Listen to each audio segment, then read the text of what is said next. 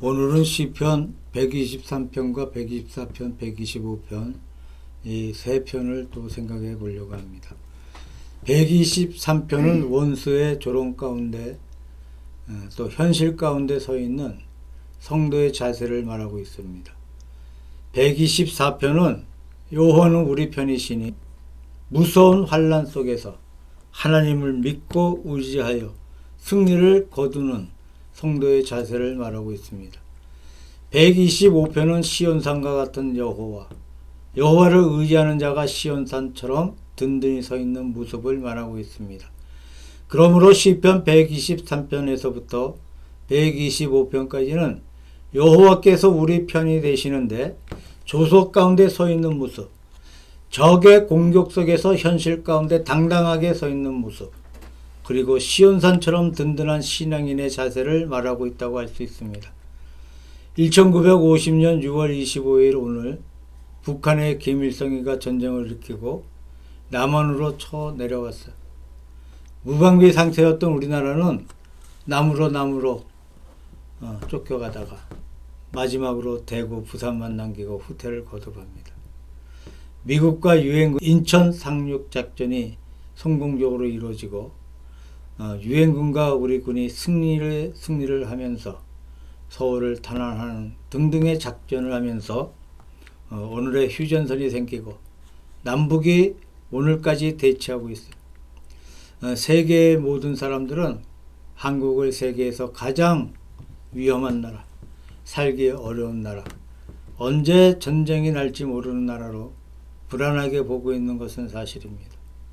우리나라는 앞으로 더욱 발전해서 세계 최고의 경제 국가가 되어야 하고 국방력 역시 최강이 되어야 할 것입니다. 그렇지 않으면 빨리 통일이 되어야 된다는 거죠.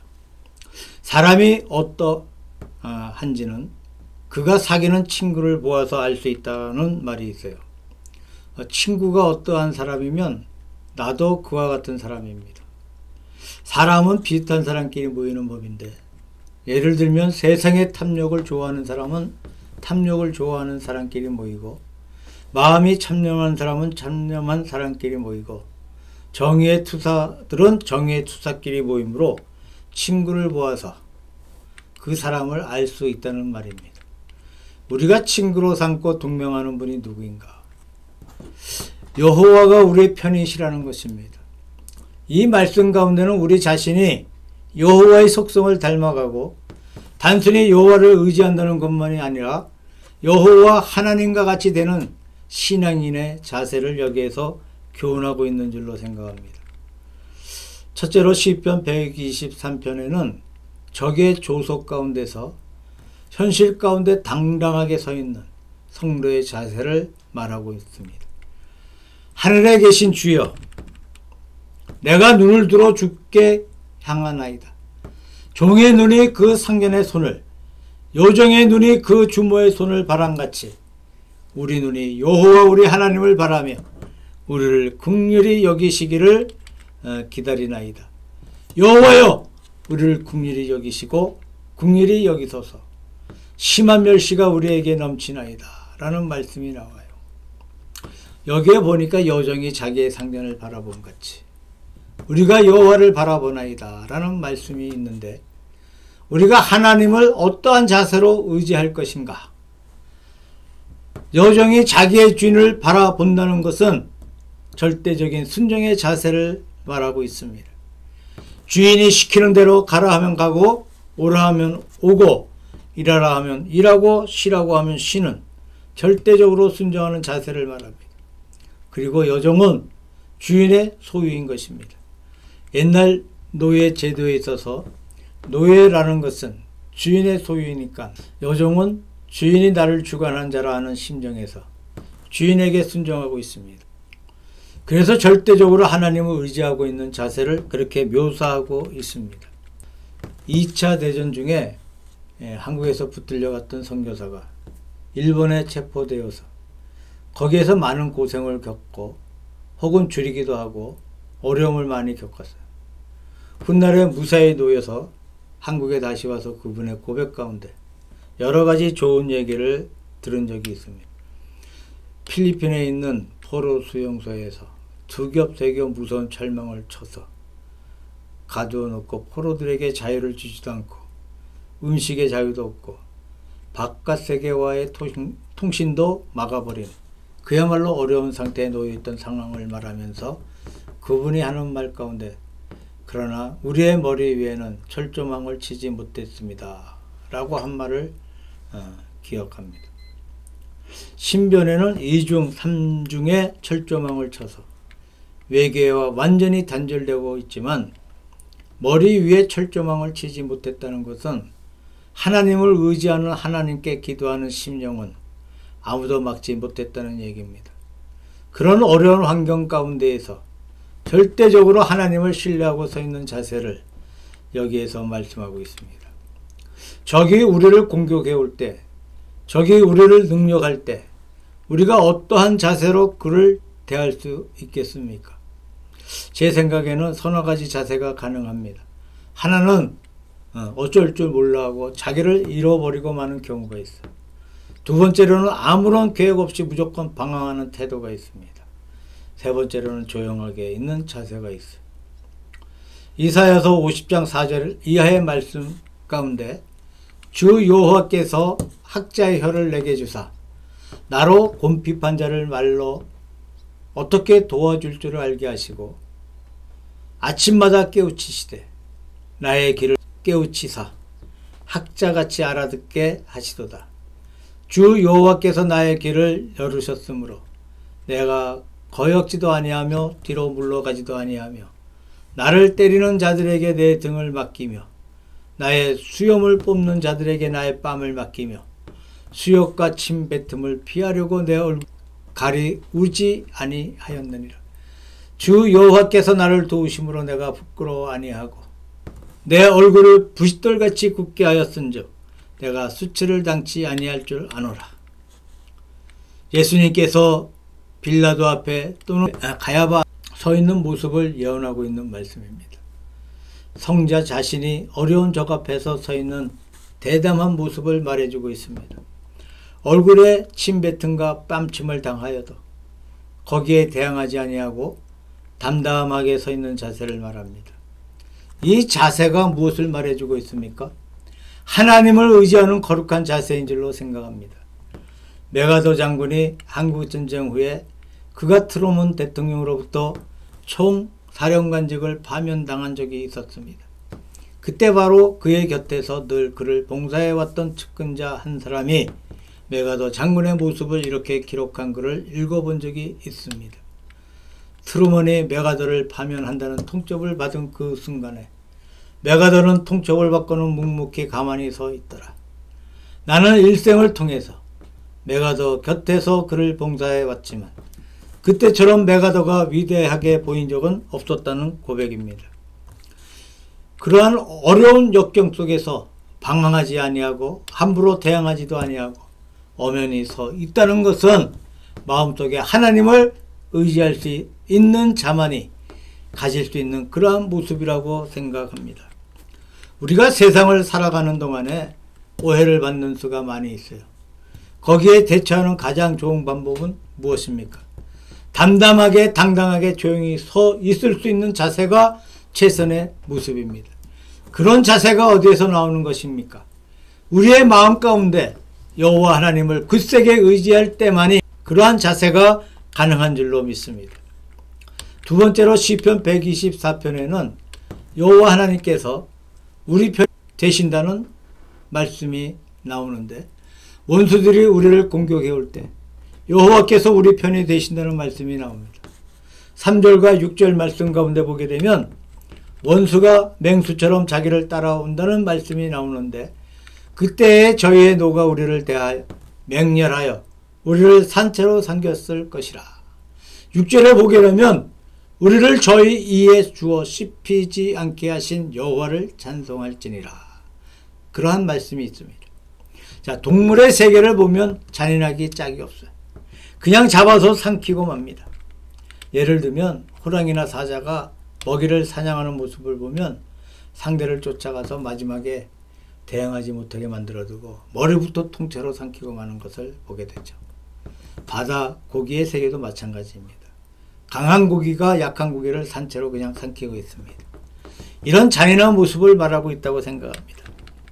4절과 5절의 말씀 가운데 홍수처럼 우리를 공격한다는 말씀이 나오는데, 그때의 물이 우리를 엄몰하며 시내가 우리 영혼을 잠갔을 것이며 그때에 넘치는 물이 우리 영혼을 잠갔을 것이라 할 것이로다.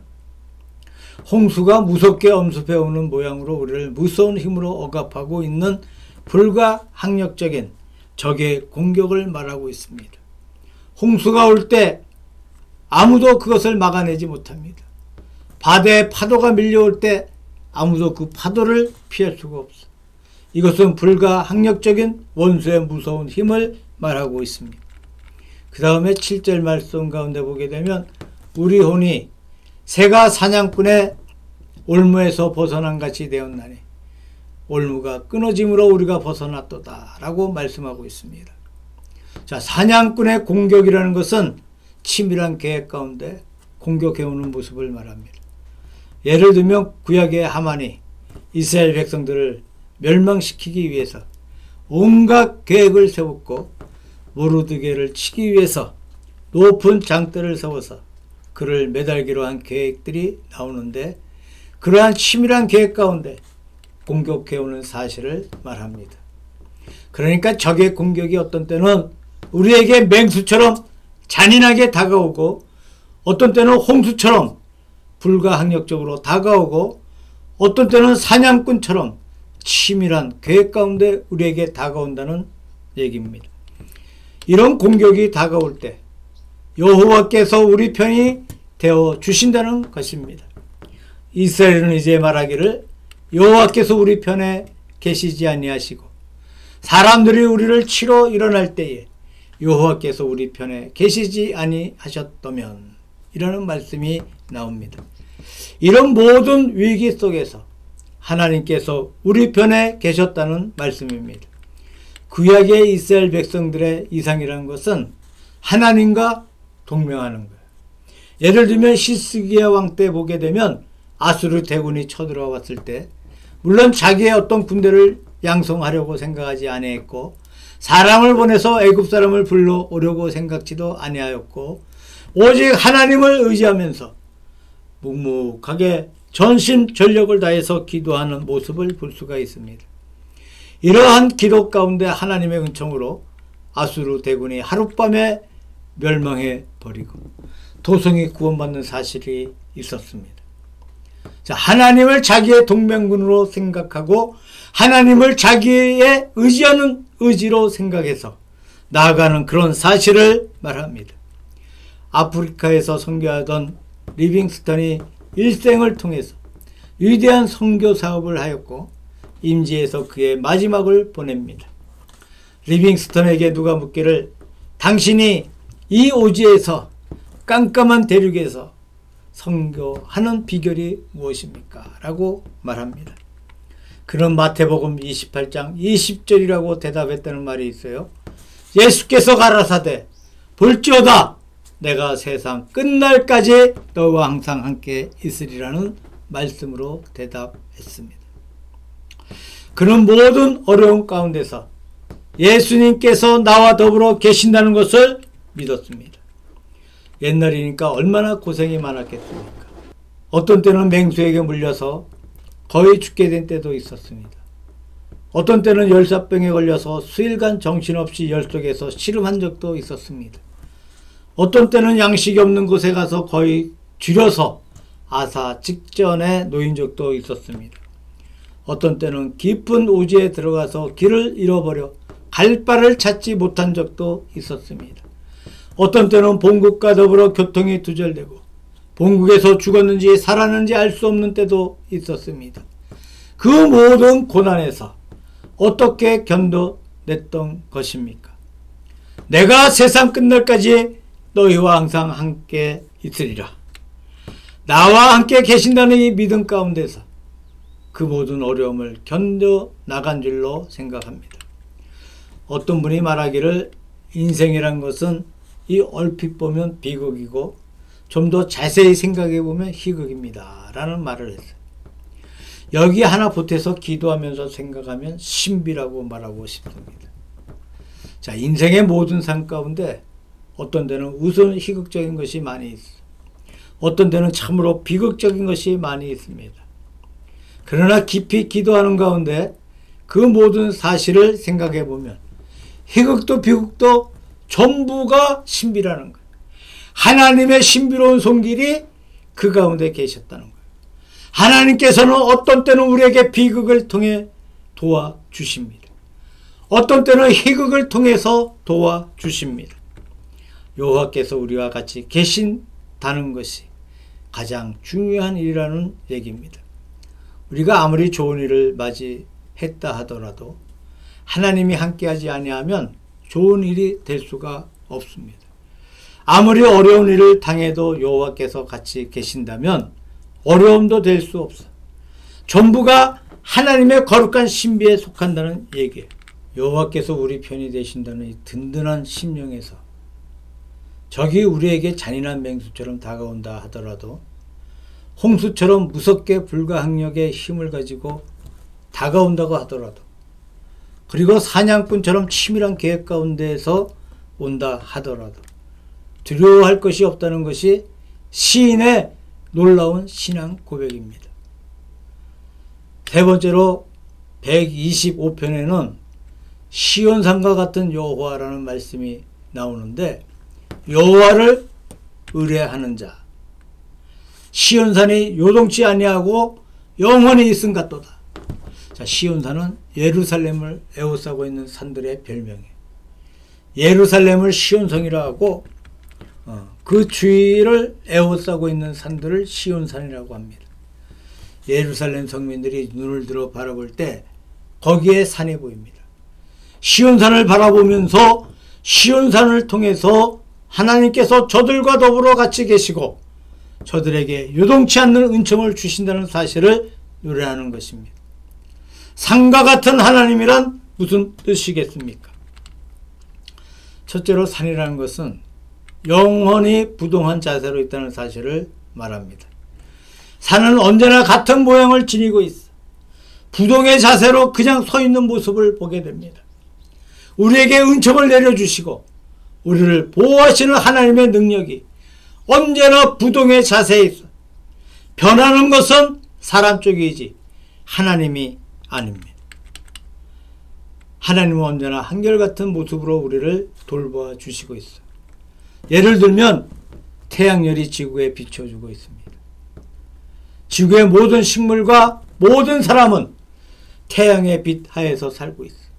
그런데 가끔 태양이 변해.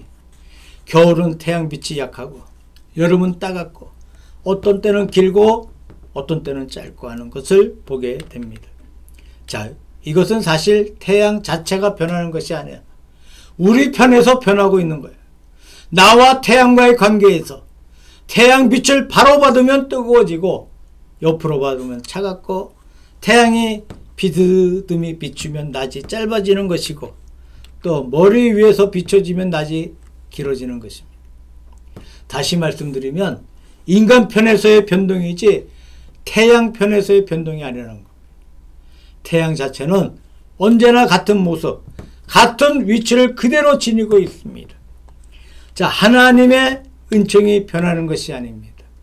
언제나 불변의 자세에서 부동의 자세에서 우리를 대하고 계시는데 이것을 시온산과 같다고 묘사하고 있습니다. 그 다음에 산이라는 것은 사실 무서운 것이라고 생각합니다. 등산가들은 늘 마음 가운데 기억해야 할 것은 산이 무섭다는 사실입니다. 백화가 만발해 있는 산을 바라볼 때 아름답지 않습니까? 예를 제주를 봄에 보면 굉장히 산이 아름답게 보입니다. 산은 곱고 아름답게 느껴지지만 겨울에 눈이 올 때 산에 들어가서 길을 잃어버린다면 산은 무서운 것입니다. 그래서 보통 등산가들은 대개 몇 시까지 가면 더 가지 말고 내려오라는 경고를 명심하고 있다고 합니다. 그 시간이 지나서 밤이 되면 내려가지 못하고 잘못하면 죽으니까 산을 무서워할 줄 알라고 하는 경고를 등산가들은 마음에 명심하고 있다고 합니다. 자, 말 없는 산인데 산이 얼마나 무서운지 몰라요. 여호와께서 묵묵히 계시지만 두려운 하나님이시요 능력의 하나님이신 것을 말씀하고 있습니다. 그리고 가만히 있는 산 속에는 생명이 있다는 거예요. 언젠가 TV에 보니까 휴전선의 사계절이라고 해서 여러 가지 사진으로 찍어서 방영하는 것을 보았습니다. 온갖 동물들이 서식하는 가운데 조류가 있고 각종 동물들이 있고 거기에 꽃이 만발하고 그런 여러 가지 모습을 방영하는 것을 보았어요. 조용한 휴전선 안에 많은 생명이 약동하고 있는 모습입니다. 그렇습니다. 산은 얼핏 보면 아무것도 없이 보이지만 그 속에는 많은 생명이 있어요. 일전에 어떤 신문에 보게 되니까 이 산삼을 재배하는데 산에 가서 인삼을 재배하는 연구를 한다는 기사를 읽어보았어요. 평지에서 좋은 땅을 골라서 인삼을 심어두면 산삼 같은 약초가 나오지 못한다고 합니다. 이 산삼처럼 기쁜 삶에 심어두어야 인삼의 효과를 낼 수 있다는 말을 들어보았어요. 자, 무엇인가 산이 간직하고 있는 생명의 근본을 말하고 있습니다. 산속은 평지가 갖지 못하는 어떤 생명의 요소를 갖추고 있는 것이 아닌가 생각해 봅니다. 요즘 TV를 보게 되면 나 혼자 산다 등 프로그램에 보면 세상에서 죽을 병이 들어서 가족을 남겨두고 혼자 산속에 들어가서 산에 있는 각종 약초나 인삼, 산삼 등으로 병이 낫는 삶을 살아가는 사람들을 방송하고 있습니다. 하여튼 고요해 보이는 산속에 생명의 존재가 있어요. 산은 부동의 존재이고 두려운 능력의 존재이고 그 속에 생명이 있는 존재입니다. 여호와께서 시온산처럼 우리를 에워싸고 있다는 말씀은 하나님의 부동의 은총을 말하고 하나님의 능력을 말하고 우리가 산을 통해서 생명력을 바라볼 수 있다는 고백인 줄로 생각합니다. 우리의 인생의 모든 체험 속에서 여호와의 권능을 체험해 보시기를 바랍니다. 우리가 땅 위의 모든 우리의 생애를 통해서 하나님과 더불어 동행하면서 하나님의 말씀 가운데 사는 거룩한 은총이 진실로 우리에게 필요한 줄로 생각합니다. 자, 미국의 링컨 대통령 때 헨리 워드 비처라는 목사님이 계셨는데 그분이 이런 말을 했습니다. 한편을 바라보면 나를 두렵게 하는 갖가지 사건들이 나를 억압해 오는 것을 본다. 그 사실을 바라볼 때 나는 두려워서 몸둘 것을 찾지 못하겠다. 그러나 다른 한편으로 내 어머니께서 내가 어릴 때 나를 위해서 간곡히 기도해 주시던 그 기도의 음성이 들려온다. 어머니의 기도의 음성이 차차 퍼져갈 때 나는 모든 두려움을 물리칠 수 있다. 어머니의 기도를 잊어버리고 말 때 세상의 어둠이 내 마음을 억압해 온다라는 말을 한 적이 있습니다. 자, 비처 목사님의 이 말은 어렸을 때 저의 삶을 생각나게 합니다. 저는 서울역 건너편 남산 밑에 있는 해방촌에서 어린 시절을 보냈어요.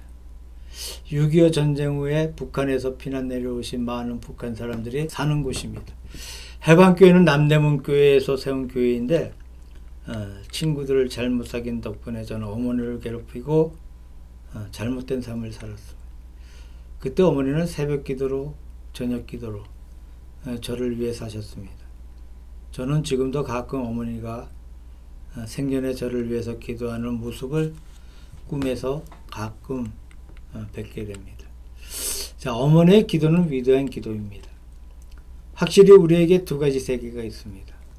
한편은 세상의 두려움, 어려운 적군의 공격, 적군의 멸시 등에 우리에게 그것이 없다고 하면 아마 우리 자신을 속이는 것인지 모르겠습니다. 그러나 다른 한편에는 여호와의 거룩한 능력이 있다는 겁니다. 우리를 위로하시고 우리를 격려하시고 우리를 돕고 계십니다. 신앙이라는 것은 무엇입니까? 여호와의 거룩한 능력을 묵묵하게 바라보는 것이 바로 신앙입니다. 시편의 저자들이 노래하고 있는 것처럼 모든 어려운 역경, 적의 멸시 속에서 담담하게 서서 하나님을 바라보는 자세가 필요합니다. 모든 원수의 무서운 공격 속에서 여호와를 의지해서 공격을 이겨내는 용기가 필요합니다. 시온산처럼 든든히 서 있는 신앙의 자세가 우리에게 필요한 줄로 믿습니다. 여호와는 우리 편이십니다. 개인적으로, 교회적으로, 국가적으로 이것이 절실히 필요한 시기인 줄로 생각합니다. 거룩한 신념의 거룩한 찬양이 우리의 찬양이 되기를 우리 주 예수 그리스도 이름으로 축원합니다. 기도하겠습니다. 살아계신 하나님 감사합니다. 오늘 하나님의 말씀이 하늘에 계신 주여입니다.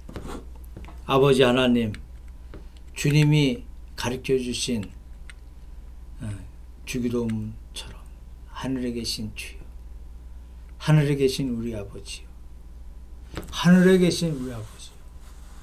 아버지, 세상의 아버지들이, 부모들이, 자식들이 울면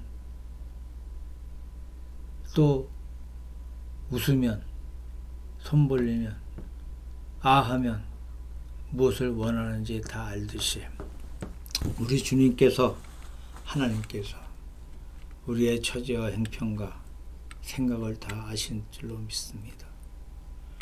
아버지, 그럼에도 불구하고 우리는 우리 힘으로 살아보겠다고 발버둥을 치고 육신의 건강을 망쳐가면서 살아가고 있는 모습을 보면서, 그럼에도 하나님께 우리가 모든 것을 맡기지 못하는 게 아버지 하나님, 너무나 부족한 나의 모습을 고백합니다. 아버지 하나님, 우리의 모든 것을 하나님께 맡길 수 있기를 원합니다.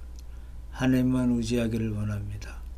아버지 하나님, 이곳에서 우리가 언제까지 아버지 있을지 알 수 없지만 아버지, 우리의 삶을 통해서 예수 그리스도가 증거되어질 수 있게 하시고, 아버지 하나님, 우리의 삶을 통해서 구원받는 사람들이 늘어날 수 있도록 도와주옵소서.